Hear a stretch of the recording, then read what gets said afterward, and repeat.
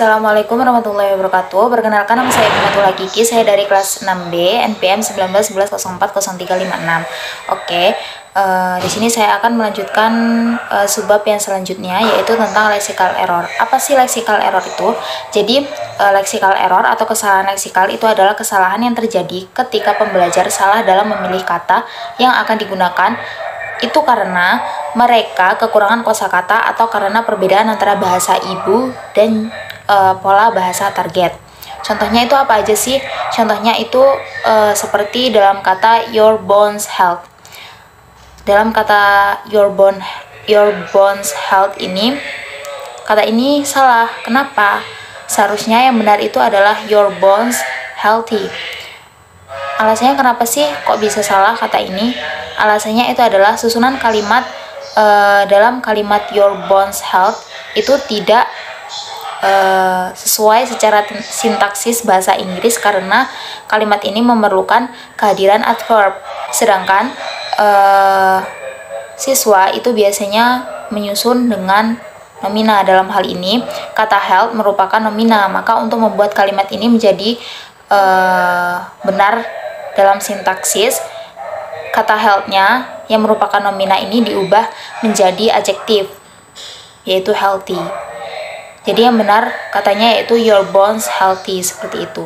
Oke, selanjutnya yaitu leksis telah dibedakan secara tajam dari tata bahasa, yaitu tata bahasa dikatakan diatur dalam sistem yang tertutup menjadi sistem yang baik dan teratur. Tata bahasa adalah bagian dari bahasa yang dapat dijelaskan dalam istilah generalisasi atau aturan.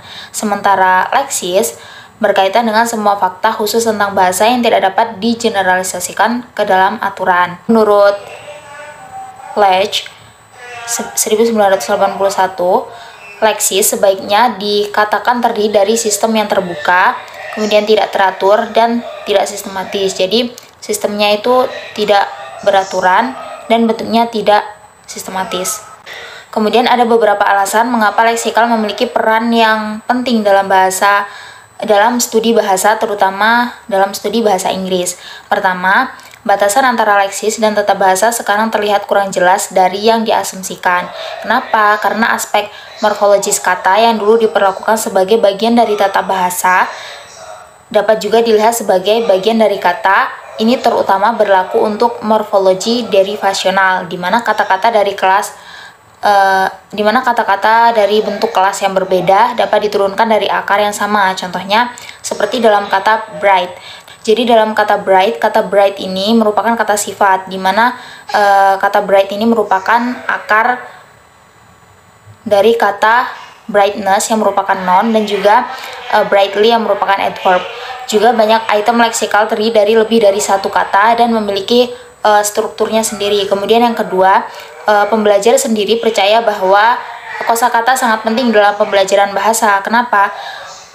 Kadang menyamakan bahasa dengan kosakatanya, meskipun pandangan ini mungkin salah. Itu harus diperhitungkan karena keyakinan pembelajar seperti itu kemungkinan akan mempengaruhi dalam pembelajaran tentang leksikal ini. Kemudian yang ketiga itu ada untuk beberapa kelompok pembelajar, kesalahan leksikal ini merupakan kategori kesalahan yang paling sering terjadi.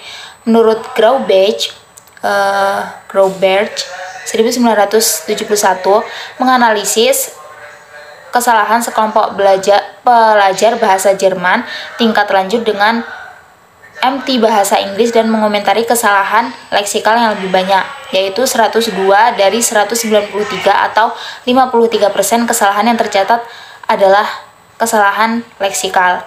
Kemudian Meara tahun 1984 menyarankan bahwa kesalahan leksikal melebihi jumlah jenis lain, yaitu bisa lebih dari 3 atau 4:1. Kemudian yang keempat itu ada penutur asli menganggap kesalahan leksikal dalam IL pelajar itu lebih mengganggu dan menjengkelkan daripada jenis kesalahan lainnya. Oke, that's all explanation from me. Assalamualaikum warahmatullahi wabarakatuh.